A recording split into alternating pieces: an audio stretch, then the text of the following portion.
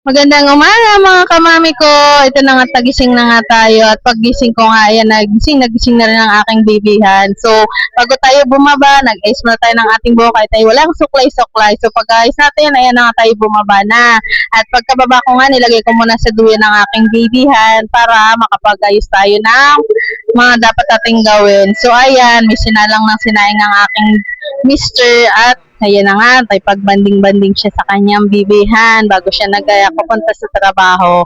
At pagkalis nga ng aking asawa, ay ito na nga, taga-sikasa na ako ng paglilinis ng aming bahay. Siyempre, inuna muna natin dito sa lapag kasi grabe, sobrang dumi. Ang dumi-dumi talaga, promise. Kung kayo lang nandito, grabe mahagas kayo sa natatapakan kasi sobrang gaspang talaga niya.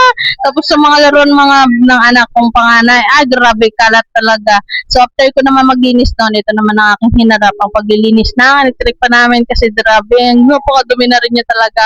Ang pangit na ng hangin na lumalabas sa kanya. So ayan, hinugasan ko lang talaga siya para malinis na natin. At after nga niligon ko ng aking manganay na baby at after niyan binihisan ko na rin siya at alam niyo naman napaka-arte ng bata na yan, kailangan talaga maganda yung kanyang isusuot.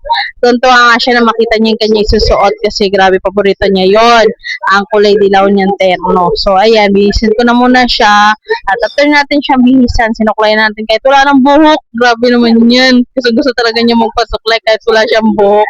Tapos yan, kiss daw siya, tapos yan, nagyakap sa akin. At after naman noon, ito na mga aking bulilit, ang aking niliguan. Siyempre, dapat maligo din siya para maalis ang init ng pakaramdam ng katawan. Kasi alam niyo naman, napakainit panahon ngayon, di ba? So, ayan, niliguan ko na muna siya. Ganyan po talaga ako magpaligo ng baby.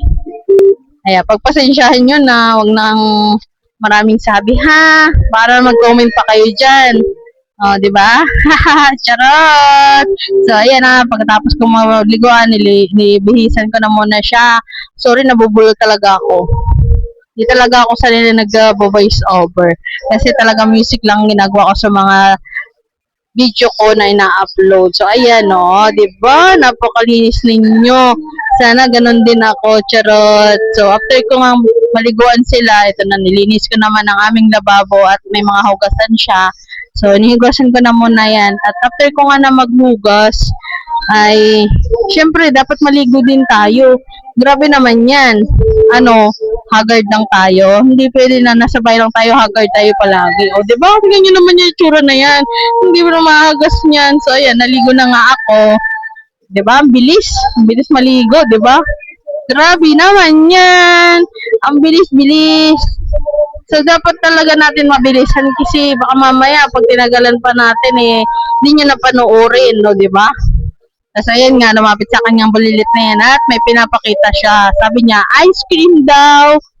Tapos ayan, naglagay na tayo ng ating mga panglagay sa mukha. Siyempre, dapat lagyan din natin yan para naman maging maayos ang ating mukha, di ba? Ngayon lang naman yan, mamaya haggard na ulit yan. Hahaha, charan! So, ayan na nga siya, charan! O, di ba? San ka pa?